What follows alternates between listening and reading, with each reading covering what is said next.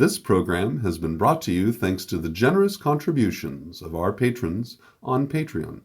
Your patronage is greatly appreciated. And for more content like this, be sure to check out the Modern Alchemist channel on Patreon. Shall we begin?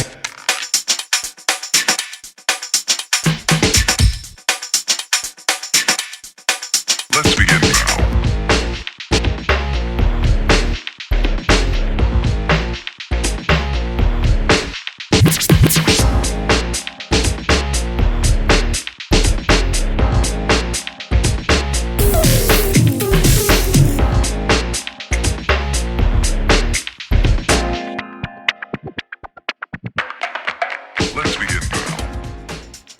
Greetings, and welcome to the Modern Alchemist channel. I'm Aubrey Force, the Modern Alchemist, and this is Alchemy Lab. You know nothing about Frank Bannister. You claim he's a bona fide psychic, yet all I've heard is a lot of ill-informed, meandering waffle. On the third day of July, 1990, Frank Bannister, then a successful architect, was overseeing the construction of his new home. Bannister kept a toolbox in the back of his car, and in it was a utility knife with a retractable blade. Bannister purchased 7 new blades that morning at Jesson's hardware store and building supply on the corner of 3rd and Garrett. 3rd and Garrett. 3rd of July. 7 blades. 3. Milton, you're mumbling. We can't understand a word you're saying. Greetings and welcome to part 2 of chapter 2, where we introduce the principle of correspondence. And as you can see from the clip, Jeffrey Combs, he's so brilliant. He's such a great character actor. From the clip from Frighteners, that the principle of correspondence can lead you almost immediately into the rabbit warren. It's not just a hole, it's a warren. It's all these interconnected catacombs and egresses and depths and turns and twists, and of course, you know, to the mind that grasps the utility of the principle of correspondence, everything is an opportunity to seek the relationship between one thing and another. So, and that is in fact the very heart and soul of the principle of correspondence. It is the revelation that there are no isolated instances. Everything leads to everything else. Everything connects to everything else. The fact that there is a principle of correspondence, and later as we talk about the principle of cause and effect, you can see where the idea of luck becomes dismissed, because luck is simply a name we've given for a sequence or order of events or principle that we simply haven't taken the time to understand in full. We just dismiss it and say it's good fortune, when in reality it more than likely is the result of a sequence of related events. Very much like the character in Deadpool 2, where she has luck as her superpower. I love it. And, you know, the whole debate between them, that whether or not luck is a superpower or not. And in fact, what that character in question is influencing is probability manipulation, that the outcome of certain events favors her, but then there's always a rebound. You know, you notice that disaster and destruction follows in her wake in the movie, and that's because she's sheltered by her power. Well, anyway, so the principle of correspondence then is the first and I believe perhaps even the greatest key following the first paradigm, which is the principle of mentalism. Once the principle of mentalism is adopted or absorbed you can set that aside momentarily. You don't even have to absorb it really. You can just let it exist and go, okay, well, sure, everything is mental and it's all got spirit in it and it's living mind. That's awesome. Now let's put that over here and compartmentalize that, because you can do everything else with the Kybalion, and not necessarily have to address yourself to the complexities of the mental universe and the implications of existing within the mind of the all as a living thought. Like, that's a lot to take in. At least it's always a lot to take in for me. I don't know about you guys, but every time I contemplate that, I'm a little overwhelmed at the scope of it, because that means everything around us is also that. It's also living thought. And if you've ever tried to imagine something in your mind and cobble it together, like even your favorite beach or lake or forest, mountain cabin, path that you might have taken, a road that you enjoy driving, we can sit there and piece it together in our minds and give it some measure of life, but we really don't have within us the ability to sustain that for more than just an instant. And usually it's like swatches of color and paint, but never do we get the entirety of the experience as we experience it in the moment, right? A remembered event, an imagined event is nothing compared to the moment that we are experiencing. And to, by extension, recognize that there is something existing outside of everything that is keeping it all together, yeah, that's a lot to take in. So I tell my students, hold on to that idea, and now let's move on to the really fun stuff. Because the principle of correspondence to me is really the fun principle of all the other principles. It is the one that will lure you into a thought chain and allow you to just daisy chain one idea onto the next, onto the next, onto the next, and just enjoy the journey into the depths of thinking. The principle of correspondence is the principle that puts you on the threshold to the art of thinking, to the art of being truly receptive. And the way to make this happen is by recognizing every possible association around you has some significance to someone or something at some point. And so there are perhaps there's nothing that is incidental. Everything has a degree of importance. And the key is to be able to distinguish between that which is of greater importance and that which is of lesser importance. In the same way that you learn to distinguish that some things are more productive and some things are less productive. And by seeking to embrace that which is more productive, you wind up absorbing success to yourself. It just comes to you by virtue of the fact that you have chosen to do that which is more productive.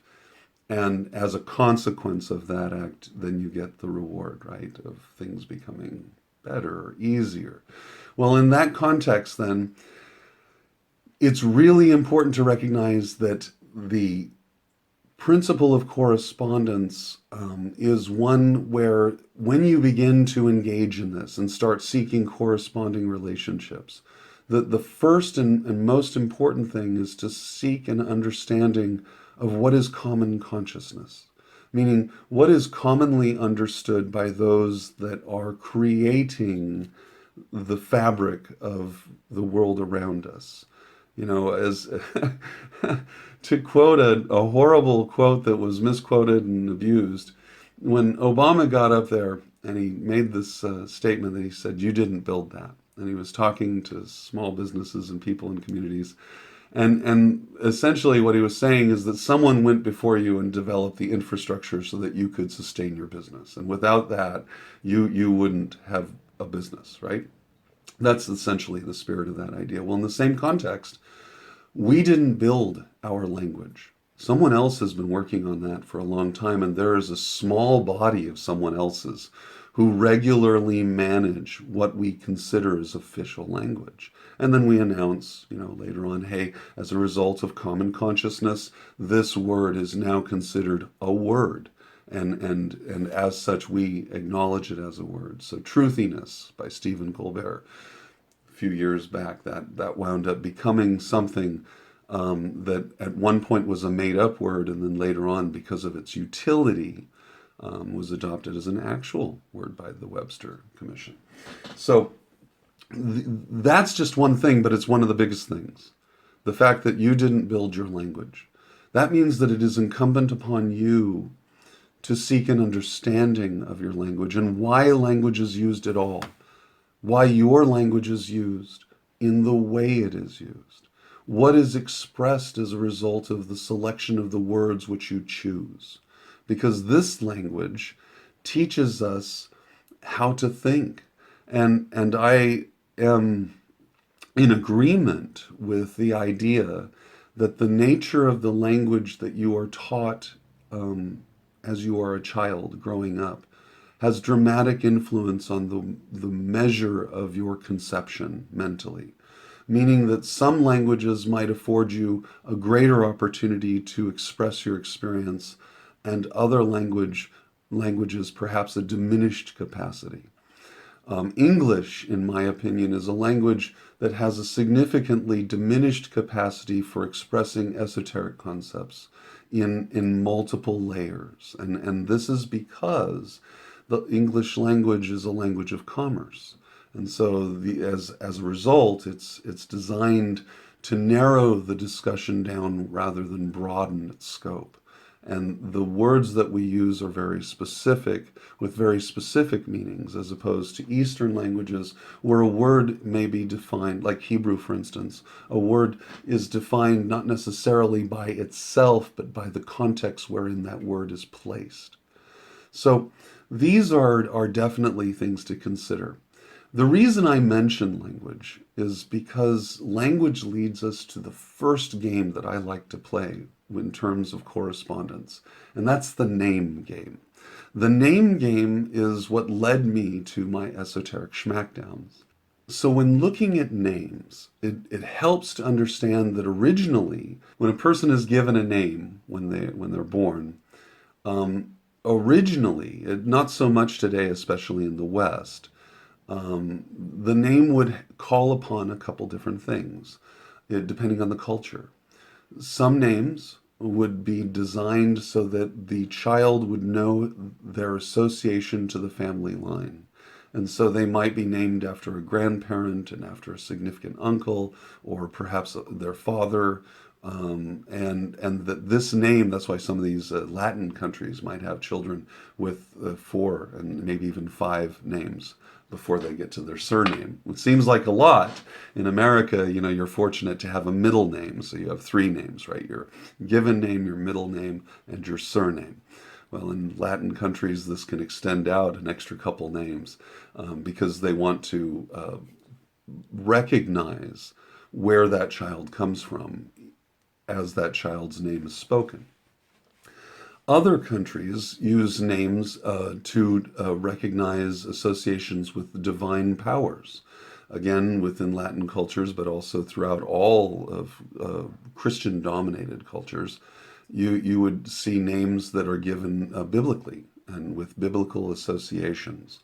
And that these names then would tie that individual to the character of those people that are so named. This is an extension of an older tradition where the names that were given were tied to gods. And so the idea then is, as the child's name is spoken, a reference to that divinity is, and its association is made. So this name game is what led me to Esoteric Schmackdown, because by using the principle of correspondence, you can put your Sherlock Holmes hat on and start marching down the list of names and seeing what the characteristic of that name is, perhaps what the narrative association of that name is, and by so doing, then be able to extrapolate other associations. It's what you kind of saw with him doing with numerology. And numerology certainly is a whole nother area of correspondence where the name itself then could be broken down into numbers, and those numbers then can have interrelating associations with each other. Gematria, which is numerology that exists within the Hebrew language, provides for us that exact environment where you're able to take a series of words, and when they're numerologically broken down, any word that has a certain number to it can very well be associated with another word with exactly that numerological breakdown. So that's gematria, that's numerology, that's the name game, and it's endless. And the fruits that come from just that game are extraordinary. Now, it's easier to play that game when you have a broader understanding of mythology, when you have a broader understanding of where these cultures drew the inspiration for their names. And the moment that you recognize that all of these cultures were looking up to the heavens, they were looking out onto the sky, and so the names that they give to various gods are given in association with certain kind of characteristics. So gods of war have a certain character. There are some divinities or deities or powers which are considered to be hairy, like having lots of body hair. And if they don't have lots of body hair, they might be wearing a garment that looks rough and hairy, like camel hair. And recognizing that the idea of someone being hairy and the name Harry, like Harry Potter, might actually tie you to an astrotheological divinity. And the way to get there, of course, then is you're like, okay, so there's a warrior god, and he's hairy, and we have a potter. Well, who's a craftsman? Because potters are craftsmen. This craftsman idea then pulls you right to Mars, by association with the Greek god Hephaestus, the dwarf that is the craftsman of the gods who makes all the armor and the weapons and whatnot.